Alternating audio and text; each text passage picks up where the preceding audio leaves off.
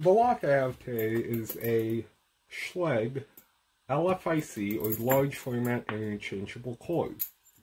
They can be master keyed, and oftentimes you see these in large facilities like schools, hospitals, and office buildings. This one happens to be in a rim cylinder housing. A motor cylinder is threaded, a rim cylinder is retained with 2 screws. This one is just a regular 6-pin C keyway. However, oftentimes they're either Everest or Primus keyways. It does have a control key, which removes the cord. I'll explain that more later. But we're going to pick this to user, then to control, and then we'll get it, and I'll show you what's inside. We're going to clamp this up in a vise. And we're going to go ahead and try and pick it. I'm going to try and use a short hook and my Attila.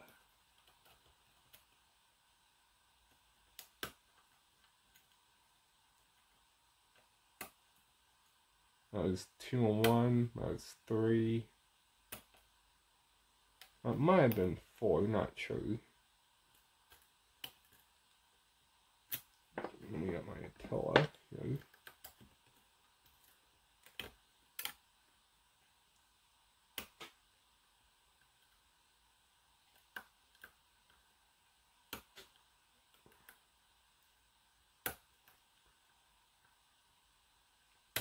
And we got this open. That is pin 6 I touched. So, once you pick this to user, I flip the coil 180, like so. I'll tip the vise even a little bit so you can see this. I flip the coil 180, and I turn it just a little bit more. Then, using, this picks around the Go-So kit, a lot of different kits. You can also use a diamond, or half diamond rather. You can use a hook, but I like this. What I do is I go to the back of the keyway, and feeling for the threads on the back of the plug, I pull till I reach into a little hole. I think I got there. Pry up, and I turn. Nope, maybe not. Let me try that again.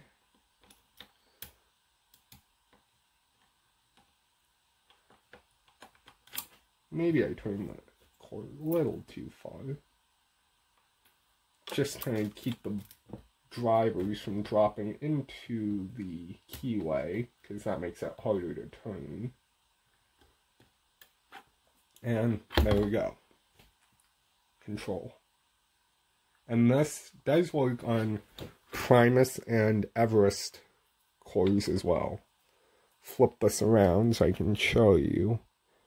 I know it's hard to see, but you can see that 7th pin right there, and how I can touch it with the tip of my pick and turn the cord. It's easier to see in person. I'll show you once we get this apart. So, I'm going to now gut this. Let's get a tray. We're going to need our keys. We're going to need a Schlage tool, follow, probably a pair of tweezers, and just for good measure, a shim. So, disassemble this. Disassembles like any other cylinder. We're going to lock it back up using my Schlage tool. I call it a Schlage tool. It fits lots of different brands of locks with the screw and tail cap. Or I could have used my homemade tool over there. On these, or at least on mine, the spring detent does not like to come out. So most of the time I just leave it in.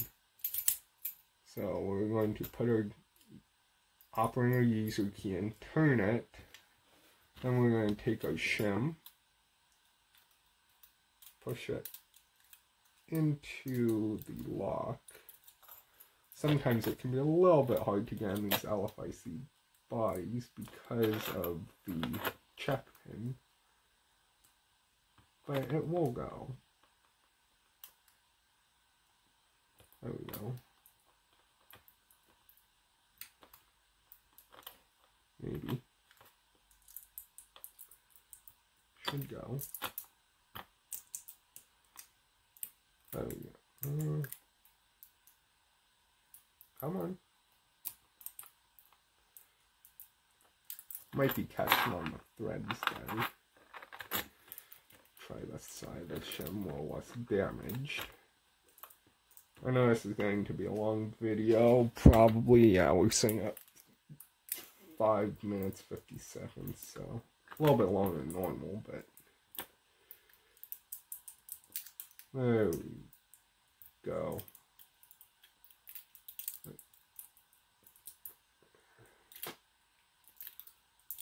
Shim now in the lock. Let's take our plug follower and make sure we're right side up here and push that through. So let me put this in here and we'll talk about that. So when you pull this apart, you have to be careful not to lose the control ring, and there's a little pin in the top. You can probably see the little pin there. So usually set that in chamber 6 or 8 rather. Let's go ahead and take drivers out since I have the coin right here. This is a 6-pin lock, standard in 6. This one happens to have all standard, I believe, but they can have security pins, as I stated earlier. There can also be wafers in here, so you have to be careful.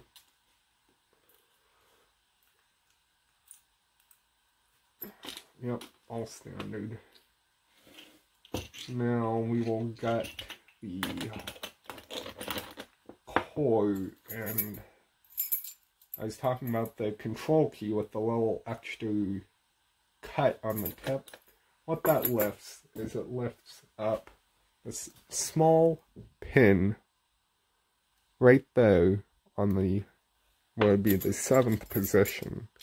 So you can see it lifts it up above the shear line, and it sticks into here, lifting up that little pin down here, allowing that pin to grab this control ring and turn allowing the pin to grab this pin and turn this locking lug to control. So we will dump out the key pins now. Standard in 1, 2, that's pin 3, that's pin 4, should have done a little better job at this. Let's see, I believe this was pin 4, yes, pin 4, 5, whoops,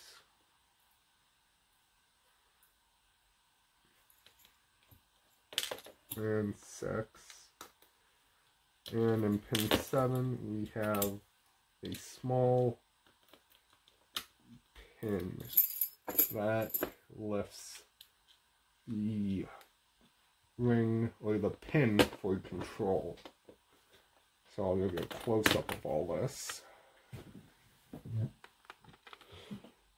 And you can see all standard pins. There's the pin that goes in this ring, and there's the pin in the 7th position. Right there. Well, that's all I got for today. Thanks for watching.